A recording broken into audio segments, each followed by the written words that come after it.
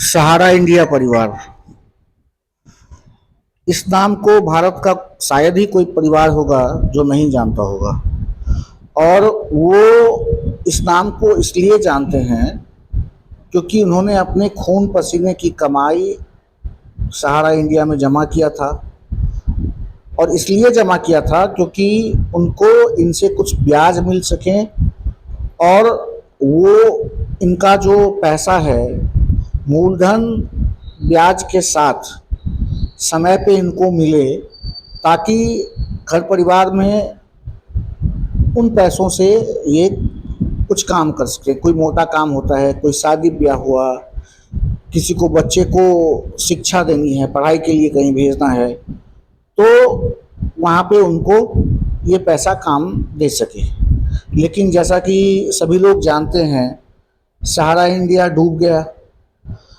उसके बाद सरकार सामने आई। सरकार ने सहारा इंडिया का जो संपत्ति है वो जब्त कर लिया और सरकार ने यह आश्वासन दिया, आश्वासन ही सिर्फ नहीं दिया, सरकार ने संसद से इसकी घोषणा की कि जितने भी लोगों ने सहारा इंडिया में पैसा लगाया है, जमा किया है, उन सभी का पैसा रिफंड हो जाएगा।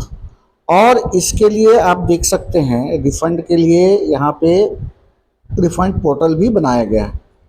आप देख सकते हैं यहाँ पे रिफंड के लिए अलग अलग चीज़ें यहाँ दी गई है। अप्लाई करने के लिए, अप्लाई अगर आपने किया है, किसी वजह से कैंसिल हो गया, तो फिर उसको रीसबमिशन के लिए यहाँ पे सारा चीज़ दिया गया है। लेकिन बावजूद इसके कितने लोगों का पैसा अभी तक आया है? बहुत ही कम लोग हैं जिनको पैसा अभी तक मिल पाया है। जब सहारा इंडिया बंद हो चुका है, उसकी सारी संपत्ति जब्त हो चुकी है, तो सबसे पहली बात तो यह है कि उसमें कोई टाइम बाउंडेशन नहीं होना चाहिए कि जिनका मैच्योरिटी अमुक तारीख तक या अमुक साल तक मैच्योर हो गया है, उनका पैसा उन्हीं को मिलेगा। जब कंपनी ही बंद हो चुकी है और आपने कहा कि हम पैसा रिफंड करने वाले हैं, तो आपको तो सबसे पहले उसका पैसा रिफंड करना चाहिए, उसमें कोई टाइम बाउंडेशन नहीं होना चाहिए। लेकिन ऐसा कुछ हो नहीं रहा है। अब हम दोष किस पे लगाएं? सहारा इंडिया पे लगाएं? तो सहारा इंडिया पे अब दोष लगाने का भी कोई मतलब नहीं बनता है, क्योंकि इसके जो मालिक थे सुब्रतो राय, अब वो भी इस दुनिया में नहीं है। और सबसे बड़ी बात यह है कि सरकार ने उसकी सारी संपत्ति जब जब्त कर ली है और घोषणा कर दिया कि हम सारा पैसा रिफंड करेंगे, तो रिफंड हो जाना चाहिए था। इसमें इतना प्रोसेस लेंदी नहीं होना चाहिए। जो गरीब हैं वो चक्कर लगा रहे हैं, उनको पता ही नहीं है कि कैसे पैसा रिफंड होगा। जैसे तैसे वो किसी और के माध्यम से इसके लिए अप्लाई करते हैं। सरकार को व्यवस्था करनी चाहिए थी, अप्लाई कैसे होगा, कहाँ होगा। एक ऑफिस निर्धारित होना चाहिए था जहाँ से लोग अप्लाई करते और एक निश्चित समय सीमा के अंदर पैसा यूजर को आ जाना चाहिए था। अगर यही पैसा सरकार से कोई ले और निश्चित समय सीमा के अंदर सरकार को जब वापस नहीं किया जाता है, तो सरकार बलपूर्वक उसकी संपत्ति को जब्त कर लेती है, कुर्की जब्ती होता है और आप उससे पैसा वसूल करते हैं।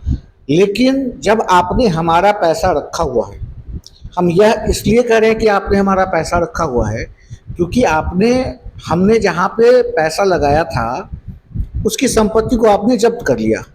अब सवाल यह उठता है कि सरकार कहे कि हम तो आपके ऊपर दया कर रहे हैं इसलिए पैसा रिफंड कर रहे हैं। अरे आपने ही तो लाइसेंस दिया था उसको, कोई अनऑथराइज कंपनी तो थी नहीं। सरकार के तरफ से उसको जब ऑथराइजेशन मिला होगा तभी तो वो इतनी बड़ी कंपनी चला रही थी। तो इसलिए इसका जिम्मेवार निश्चित रूप से जो सरकार है वही है। और सरकार ने ही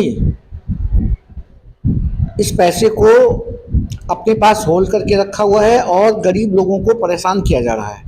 आप यहाँ पे देख सकते हैं कि लिखा हुआ है depositor may resubmit their claim now as per following schedule. अब यहाँ पे सारा डिटेल्स दिया हुआ है, लेकिन ये सारा प्रोसेस फॉलो करने के बावजूद क्या उसको समय से पैसा मिल पा रहा है? तो इसका उत्तर है नहीं, नहीं मिल पा रहा है। सरकार को इस पे ध्यान देना चाहिए। ये पैसा गरीबों का पैसा है।